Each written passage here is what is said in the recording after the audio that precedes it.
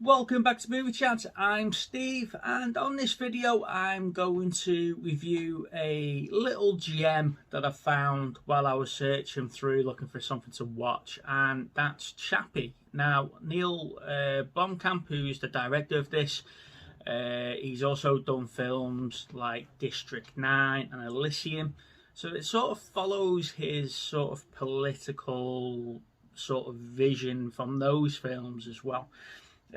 This film stars Watkin Tudor-Jones, it's got Dev Patel, it's got Hugh Jackman and Sigourney Weaver.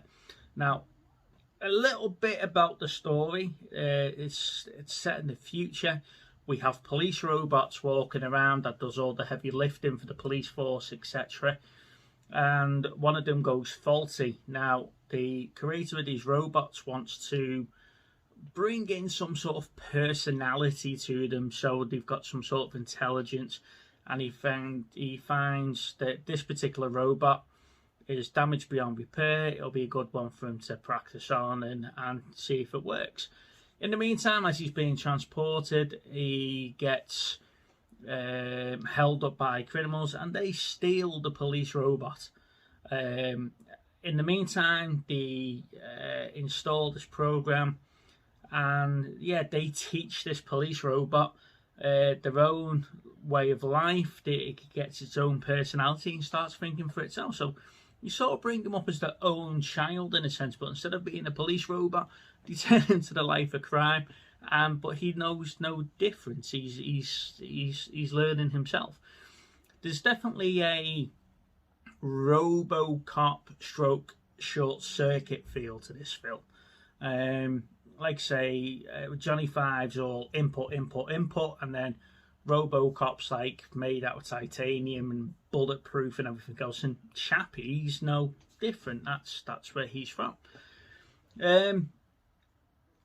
It is sort of with its own problems, shall we say. There's plenty of plot holes in the story.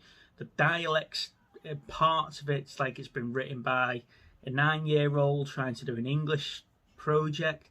It does use a lot of words that the PC police got involved and said they weren't happy with. It calls people nerds and geeks and retards and cripples, but that's, like I say, that's the director's style. If you look at District 9 and Elysium, that's where he goes with that type of stuff, and I don't think that's wrong in the sense for this film. You need to watch it and you need to understand the content of those words that are being used. Like I say, it is riddled, but it's good fun throughout the film. Yeah, it's definitely worth a watch, shall we say. It's nice to see Hugh Jackman play a bad guy for a change. But like you say, his character comes across very childish, and it's just like they've not put any imagination into him at all. For being a bad guy, he's just there in the background. It's like watching the bad guys from like Free Guy and things like that. He just sort of wanders on, does a bit, wanders off, and then he's back again. They haven't wrote his character particularly well. However, Chappie, on the other hand, they've wrote brilliantly. The special effects are awesome in the film. The robot's done really, really well. So I would recommend going to watch this film. Because of the plot holes and the dialect and some of the scripting, I'm only going to score it a 3.5 out of 5. It would have been up to a 4 out of 5 if it was, like say, if it was wrote a little bit better.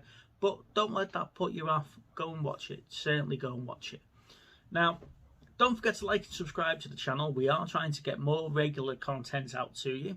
And we have our live stream on a Thursday night. Now, this is where we'll talk about the pickups that we've got. We've got regular segments like the homework wheel. So we'll pick a film every week. We'll review it live on the next show.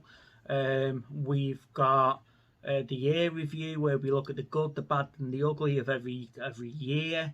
We have the highest grossing movies, etc. And we just talk through the year. Plus, we've got the free fall as well, where we do invite you to come on the show and join in the chat. You know, take the show whichever direction that you want to go on.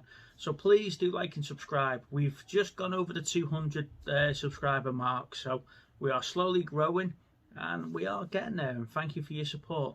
Now, on that note, I'm going to love yous and leave yous, and I'll say bye-bye for now, and I'll see you on Thursday. Bye-bye.